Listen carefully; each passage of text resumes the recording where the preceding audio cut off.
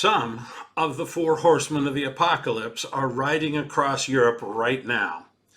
If the US stock market is in a bear market, is there a safe haven in Europe? No, it's actually worse in Europe. Here's why. We've got high inflation, although it is weaker than the US. We have looser monetary policy than the US.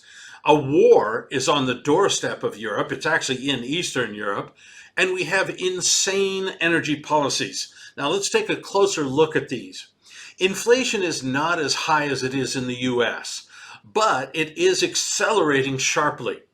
Producer prices, however, are jumping even more than the US, largely due to the energy prices skyrocketing. Of course, this is due to their insane energy policies, leading to a shortage of energy and therefore higher prices. For example, Germany just shut down nuclear plants providing 25% of their energy. Now, they can't replace that energy right away. It'll take years to replace it using so-called green energy. So what do? Well, of course, the obvious thing to do is to buy more energy from the Russians. Yes. Did I mention that their policies are insane? The economy in Europe is much weaker than the United States. Germany is already in a recession. Other countries will soon follow.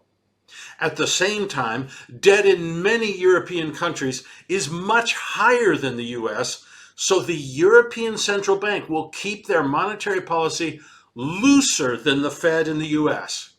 Yes, there is pressure on them to increase rates, and they will increase rates, but at a slower rate and later than in the US. They'll lag the Fed throughout the year. They're more concerned about the slow economy and the recession in Germany than with inflation. Another problem?